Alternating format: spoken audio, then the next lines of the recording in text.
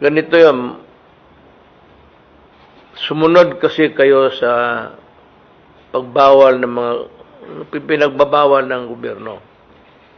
We had obedience and people followed.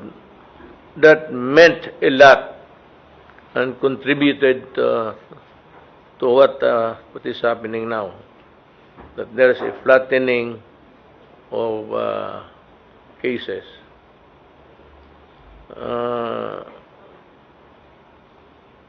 Yung local government executives also played a vital role in the implementation of antivirus virus measures in the localities. Merong iba talagang to the hilt followed protocol to a T. Well, it redounded to the benefit of the people of the localities. And I salute you for doing your duty very well. Despite of these positive developments, we would still be vigilant and none let complacency overwhelm us and reduce our sacrifice to a note. Remember that the lessening of contamination, wala na masyadong tao na karoon ng COVID, is not because COVID-19, the germ, is gone. It is there, floating around us. Kaya lang, ang mga tao sumunod na, hindi mahawak, alcohol kaagad. The mask was one important factor. Yung mask talaga, nakatulong ng mabuti. At it was to your advantage that you followed government. Now, the key to winning this war against COVID is the collective resolve for the people to remain healthy and maintain the protocols that you are now practicing. Alam mo kasi, sinabi ko nga, mayroon na. I think it's Moderna is a US company. I think they are ready by September. Hindi nga. Sabi ko nga, pabilisan na sila. Sinovac ng China is also ready. Kung sino, pare-pareho lang naman yan. Parehong germs yan eh. Kung sino lang nauna, magbigay sa atin na mura, doon tayo pupunta. Kasi they know that we do not have enough money. Kung mahal masyado, we will go for the less expensive ones. It does not mean na mas mahusa yung sa Amerika o yung sa China inferior or ang Russian maganda. Yun naman gawa ng ibang nations. Hindi masyado maganda. No such thing because what is being cultured and cultivated and then harvested and placed in your body is the same germs, COVID-19. Walang pagkaiba. So, hintayin na lang natin, bilisan. Sa ibang countries, sige na sila. In Brazil, because tinamaan sila nung dahil yung Bolsonaro, the president there, medyo kasi siya hindi kaagad naniwala. Marami tuloy ang natamaan. America, because ayaw talaga karamihan maniwala ng Amerikano. Even with the presence of clear danger, the American seems to us, tayong nakatingin sa kanila from the outside, na ligo ng dagat, puno yung beach, everybody was partying and they were not obeying the police. Being a democracy, nahihirapan ang gobyerno nila, just like ours, kung paano natin i-control and impose the protocols. Ayaw ko na lang sabihin uli because I do not want to quarrel with you. But those cities I mentioned before, even during the early stages of the prohibitions, nasabi ko, kayong mga taga dyan, you are, paparte kayo, ilang beses kinahuli ng media, na ganon. Baliwala sa inyo. Ang isa naman, napadaan kami doon, ganon rin, parang walang COVID at all. So, pure bravado, you have to pay. And you paid with a high rate of contamination. Hanggang ngayon, mataas. Hindi ko lang sabihin, ayaw ko mag-insulto ng tao. Kung sinabi ko noon, kayo talaga, mahirap kayong pasundin.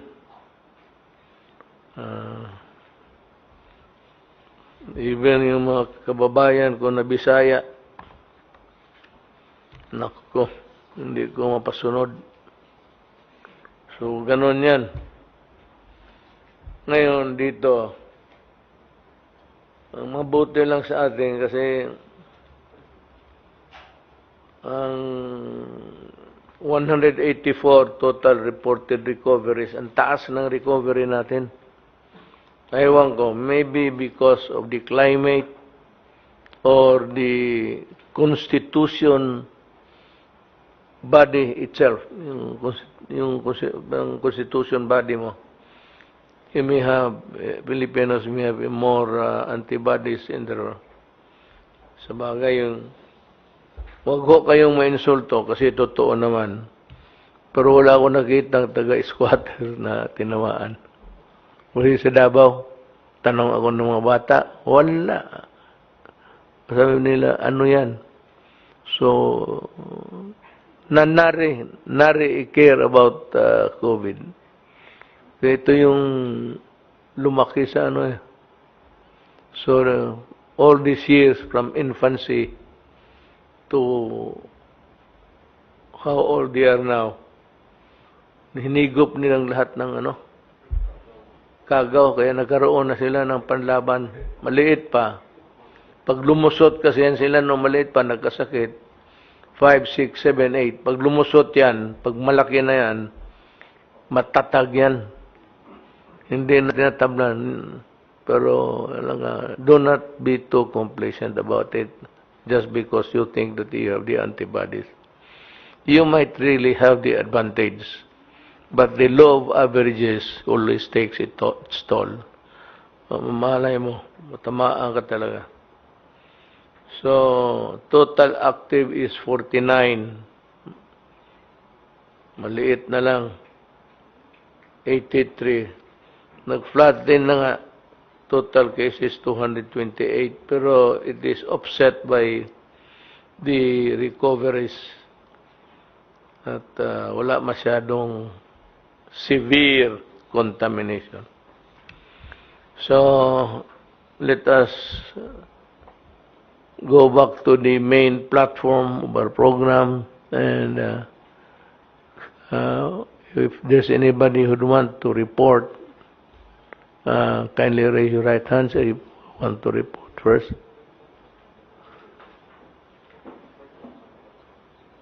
Kasi wala, mag-ano na lang ako.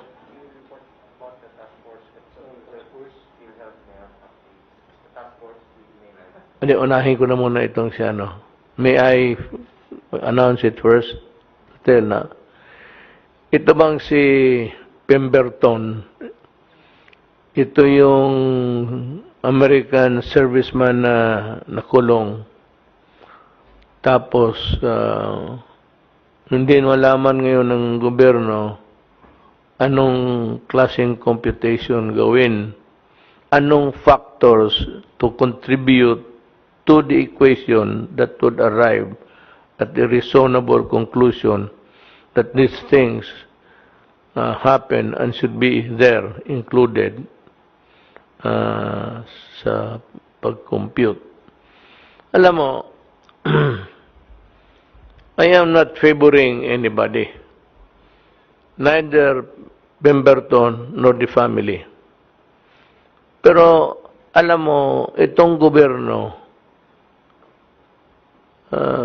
may konting, ano dyan, dapa. Kasi, sa good behavior, kailan i-compute mo sa lahat, detained siya for the crime, facing trial, and prison siya for the crime. Iba yung detenado ka habang yung kaso pinapakinggan ng korte, trial. Iba naman yung detenado ka na, sentensyado ka na after trial. Siya kasi, well, being tried, detained na siya. Tapos, nung na-convicted siya, tuloy-tuloy na. Ngayon, ganito yan. The basic fault there is when you talk about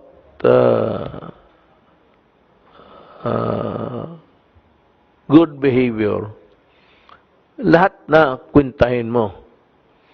Ngayon, kung hindi mo kwintahin, may kasalanan ka rin because they say that it is part of your being in prison.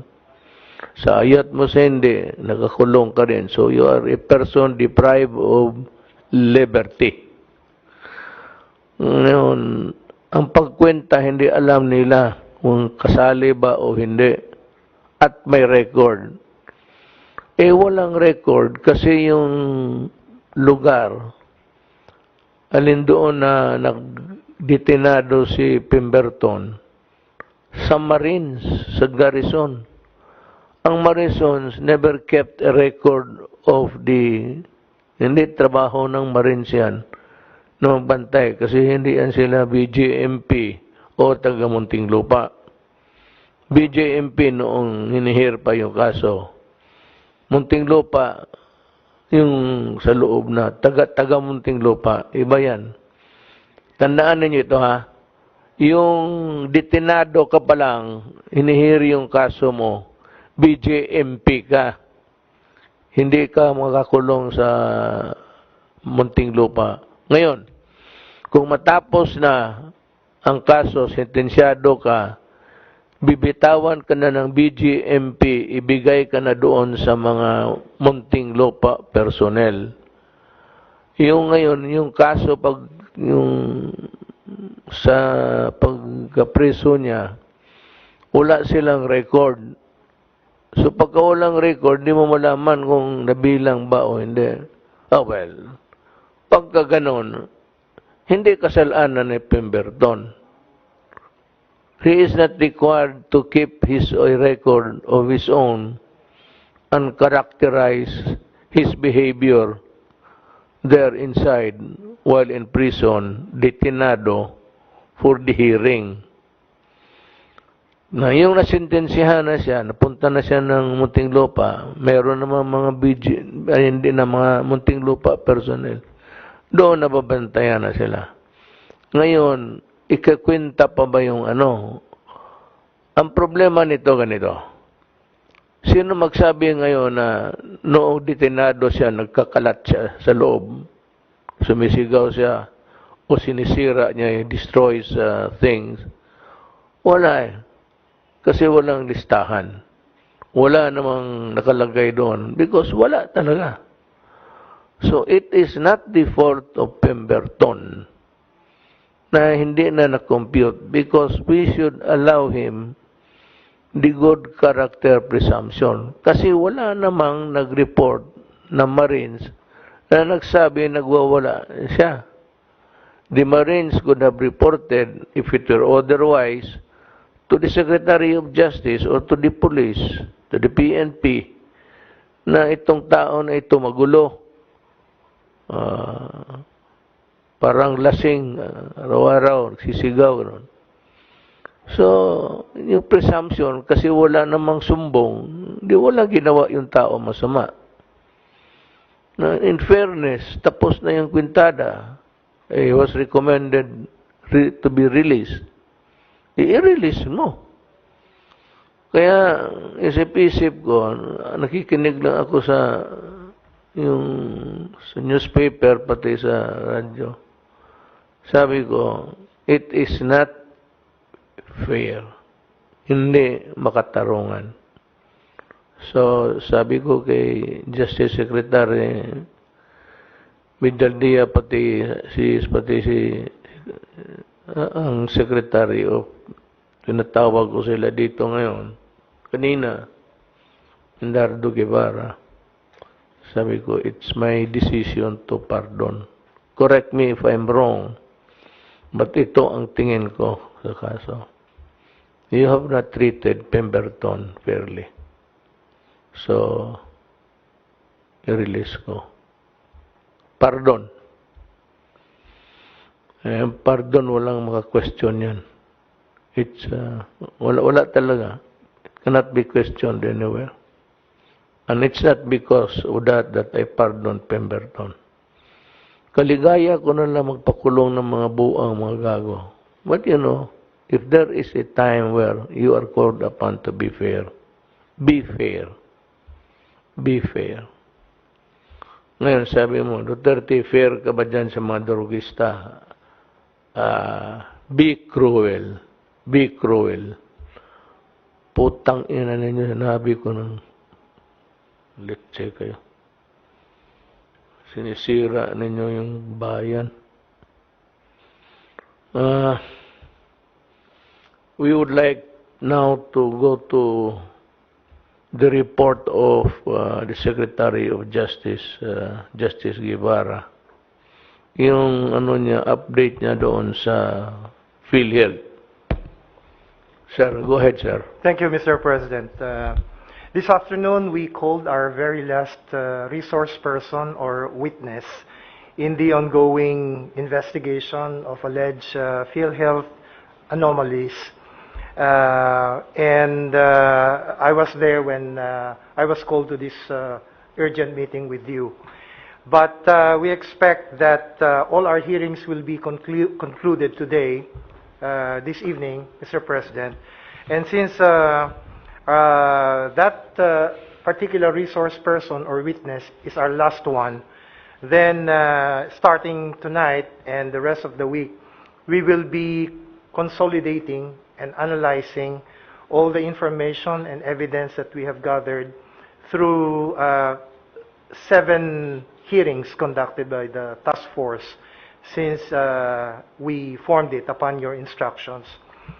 So by September 14, Mr. President, that's on Monday, we should be able to submit to you our report and our recommendations, including the possible filing of administrative and or criminal cases against persons in PhilHealth who we shall find to be probably responsible for certain anomalies or irregularities. Meantime, Mr. President, the various composite teams that the task force created comprised or composed of representatives from the NBI, the AMLC, the PACC, and some other agencies which form part of the task force will continue, Mr. President, with building up the cases, because what we did during our hearings was basically to get a bird's eye view, an overview of the problems obtaining at PhilHealth. But the matter of building up actual cases will probably require more time because we've got to gather the actual evidence, procure the necessary witnesses to support the complaints. So we're hoping that we'll be able to file a few of these cases before we submit our report to you, or maybe even after. We'll just recommend in our report to you the filing of these cases. But the actual filing may happen, Mr. President, after the submission of the report, because of this need to make sure that any complaint that we are going to file will be backed up by competent evidence. So that's what our composite teams are doing right now.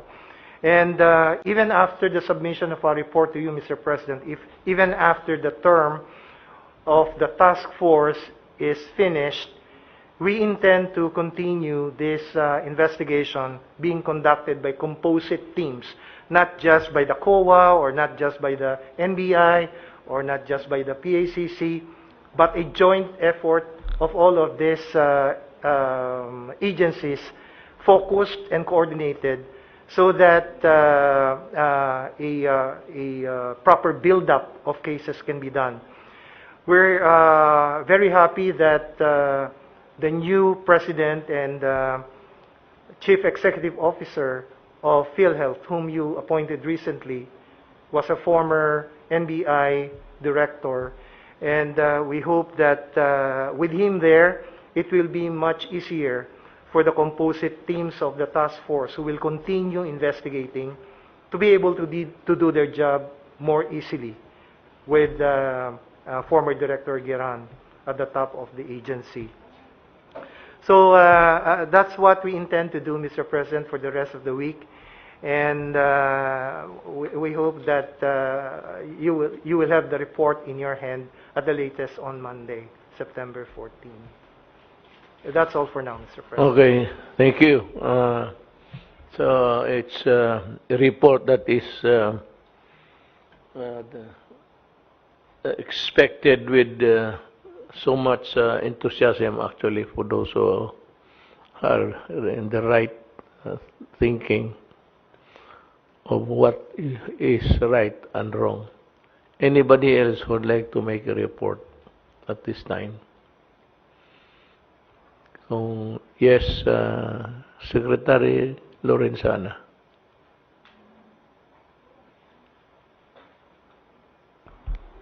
Mr. President, for information lang po.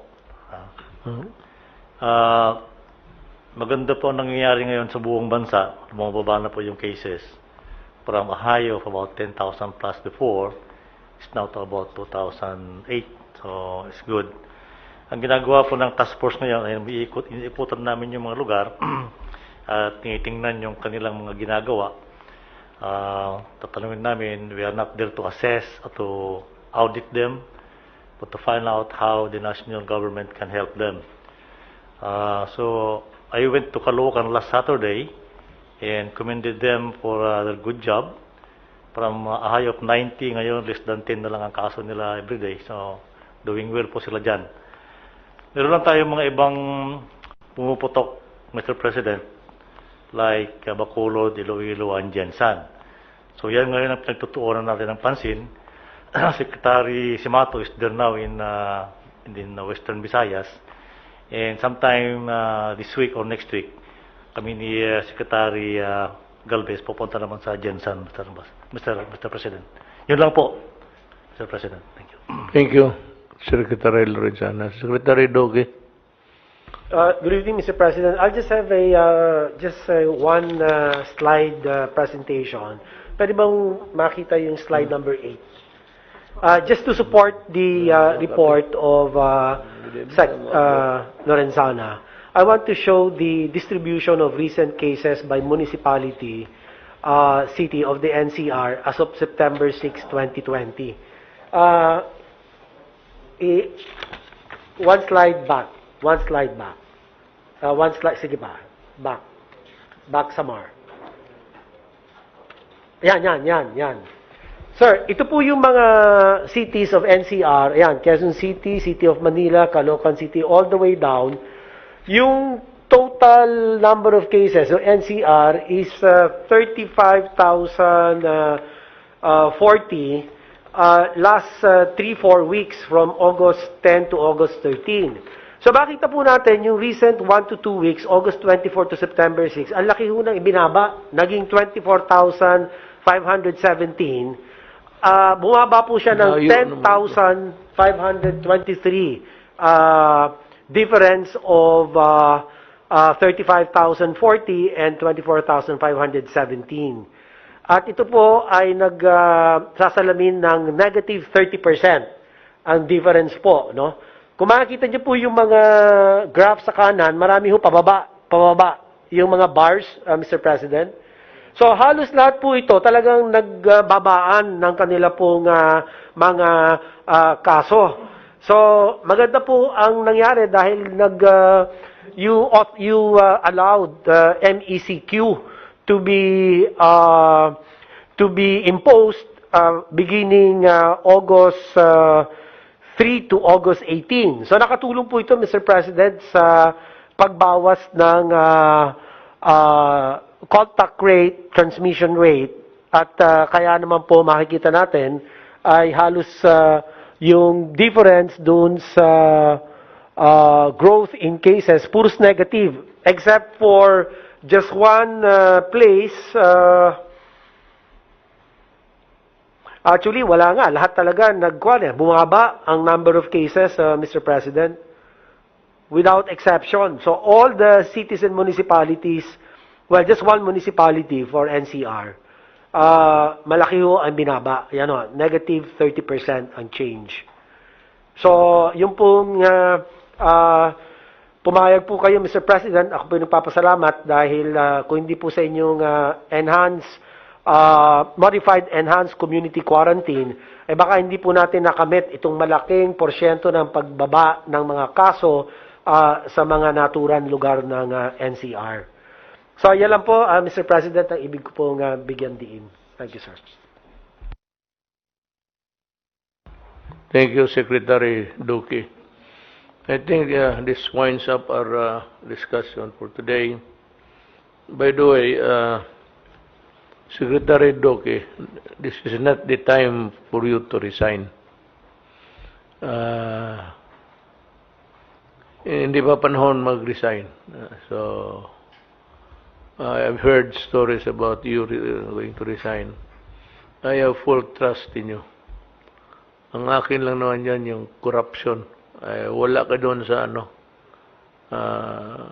tinignan namin yung papel. Unless there's a specific finding sa batas. Sabihin mo lang sa akin. But as of now, I have full percent. There's an investigation going on. Let it be. If you are not guilty of corruption, ang kalaban ko lang ho yung corruption. Yung well, let us see doon sa yung negligence mo. Pero, you know, if you handle a big organization, I had a chance when I became mayor and then president. Talagang mag-negligent ka. Kasi hindi mo mahabol minsan eh. And sometimes wala yung papel. So these are the things that sabi ko siya, that one not really matter to me. What matters is yung corruption. Pero kung hindi ka corrupt, wala ka namang you do not have any reason to resign. Thank you very much, sir, for your continued trust. Mr. Secretary, we're on the same boat. Actually, alam ko ang trabaho mo. Me, even an appointment, sometimes I want to take a look at the background of sa military lang ilan yan. Pag i-promote mo yung isa, there will come a time na i-promote mo lahat. Promotable na eh. Kasi nabapakante na, na-promote na yung nag-retire. So marami yan.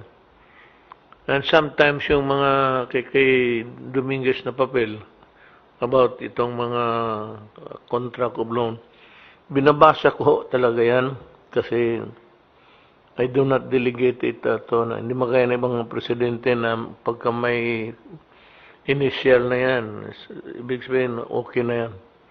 Eh ako ro hindi. Binabasa ko yun talaga sa kwarto at ako laman mag-isa. So, wala akong katulong dyan. Minsan na nakatulog ko.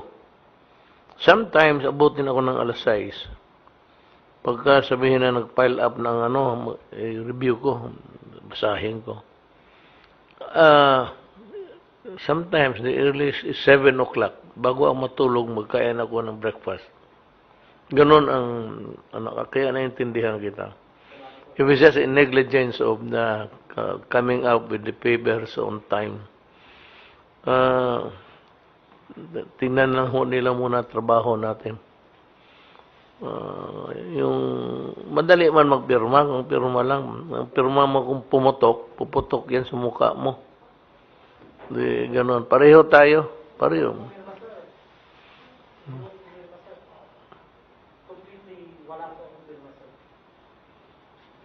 So, ako Katawa ko, I have to express my my frustration, sir. I hope you don't mind. Eh, yung mga pumirma, hindi man sila nirecommend. Yung mga pumirma, hindi nirecommend for filing of the cases. Yung hindi pumirma, yun lang ang idinawit. Parang, bakit naman ganon? But height of injustice, unfairness, and masakit po yan, sir. Yung hindi ka nga pumirma, ikaw pa yung idinadawit, ipinipilit na idawit. Yun, sir, ang hindi ko matanggap lang sa dibdib ko. Hindi ako nakakatulog ko dahil dito, sir.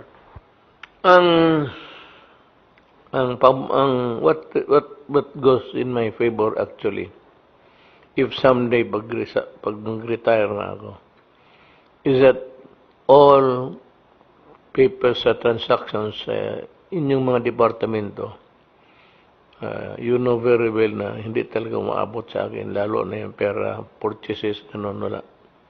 Wala, hindi tayo ayaw ko talaga. And that has been the rule that I have imposed on you. I'm saying this so that people will know na wala akong basta yung transaction, yung mga itong gaya nitong reclamation, magbigay ka ng 10,000 hectares. Mag-reclaim ng 10,000 hectares. Di buong luneta na. So, tinanggal ko yung walang processing ngayon ng papel sa no reclamation projects, paper spending. Independent because in-archive ko, shelf. Kasi wala akong balak na mag-approve ng bahala na pagkatapos ko, fight sila. Pero wala akong dyan sa lakaran lakaran. Pag maamoy ko, wala na. 10,000 hectare, shit. 10,000 hectares na. Hindi square meters.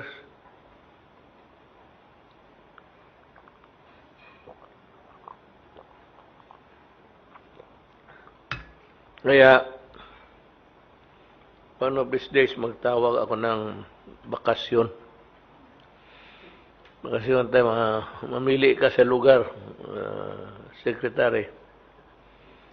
Huwag lang labas sa Pilipinas. Dito lang. Maybe we'll visit Spratly. But we will also invite the Americans to come along. Going to a sightseeing tour. Nga pala yung sa China may bago ng ambassador. So I hope everything will be the same as is. US pala, US. Ang China, hindi ko pa rin na I have a meeting pa sa kanya. Okay. Hindi ba na yung China? Kaya ako nagkamali kasi hindi ko man nakita yan. So, we will have I have a dinner, I think, with him. Si Kim is out. So, yun lang naman siguro for today. Let's go back to work para tangina yung akin. Bakit ba gano'n lang bigla na lang tinapos ko na to the last. Totoo yan ha, honestly. Makita ninyo yung flow. Wala na, dalawang araw, walang ba. Ngayon, kita ko sa kwarto, tinambak, ganun kataas na naman. Ay, anak ng po. Buwisit. Akala ko makauwi ako ng Davao. Ganun nga. 1 week siguro yan. It take me 1 week to review. Ang matagal yung kagaya ng I want to know the background of the appointee. Lalo na military, ganon. Tinigod gusto kong titignan. Papakuha ko pa yung papel. Matagal pa magdating sa akin. May rerouting, may route eh. May rerouting route, so matagal pa magdating sa hintay. O some additional papers to convince me na ganito. I would like also to reiterate again, dalawang Bongo at Bong Medialdia. Yung ano ko na kindly agree with some of the newspapers, the leading ones, for our space, mga 3 pages yan siguro. Yung projects ng irrigation, Department of Public Works and Highways, Transportation. Although wala akong ano sa mga sekretary, gusto ko lang malaman kung anong project. Tapos kung ano, another, yung bidder kung sinong nanalo. That's another set of, maybe in one page, under negotiation, the next page is, baka may, gusto ko malaman sinong mga contractor nanalo. Marami ako sa lista, may listahan ako dyan sa mga demonyo na yan. Malaman ko ngayon kung malaman ng tao yung estimated project, tapos magkano ang winning bid, to whom it was awarded to, and for how much. Yan ang, that will be a on and on stories for the last 2 years. Gusto kong malaman sinong nag-dive. Kaya kung nag-dive, if it's a 50 million, deny mo ng 30, may konsabo yan. So what do you expect of a 30 million project? Tapos 50 million, i-dive mo ng 30. Something must be terribly wrong there. That's why you have a project na is really not a project, but supposedly a project, but already bidded out, and constructed and completed. Another page for completed projects. At di maabot siya sige na 5 page, magbili tayo. Ano mo lang, merry-go-round mo lang sa mga today it could be Manila Times, then could be the Bulletin, and so forth and so on. Mga Philippine Daily Star, lahat sila. Basta malaman ng tao. So, ngayon, malaman ninyo kung magkano ang mga binibid na projects at saan, at ang importante magkano. Nalo at ang kompleto. Para makita mo ninyo, puntahan ninyo, makita ninyo kung anong klaseng project ginawa. That is the rule. Anything else? Wala na? Yes, Secretary Galvez. Sir, when we visited Iligan City and also the areas of Lanao del Norte and Lanao del Sur, and also the part of Region 10, we met the different LGUs. The Lanao del Sur, sir, Governor Jong, he's recommending that he be placed on MECQ. which I consulted Secretary Anyo, and we recommended to the ITF for the upgrading of Lanao del Sur as MECQ, considering it is contiguous to Iligan City. And its cases also rising up, sir. And also, based on the recommendation of the NTF, and also with consultation with the mayor of Bacolod City, the cases of Bacolod City is much higher than Iligan City, who is also an MECQ. So we will recommend also that Bacolod City be placed on MECQ as recommended by the ITF. Yes, sir.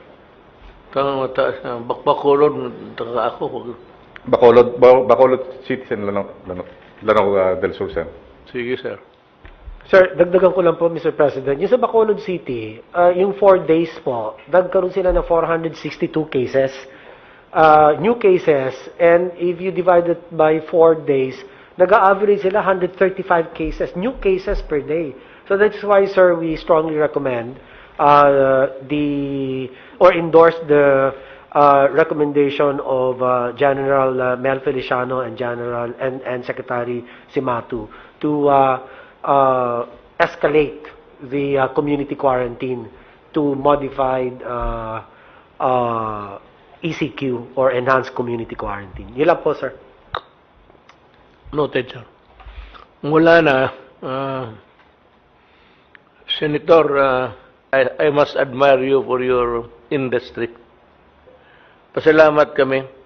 Just your presence here is just as good as anybody else is watching over the oversight. So I encourage oversight committees of budgets. Pati ikaw, ang sabi ko kay Bong, if you really want to help me, you act as if you are with the opposition. Huwag mo akong sabihin na kaibigan tayo, that you were once my... It ain't that way sa atin. Yung iba, pero tayo, walang kaibigan. Basta may mali. Basta pati ako. O pa sa akin siguro, mahiyang na sabihin mo, but call my attention. But you might want to, kung may ano dito masama na tinignan mo, mapahiya ako, give it to another lawmaker. Ibulong mo lang doon na ganito yung sitwasyon. Sila na ang they will open up everything for us. So long as there is no corruption, talagang mas lalong masira tayo kung we tolerate it. Yan ang mahirap, yung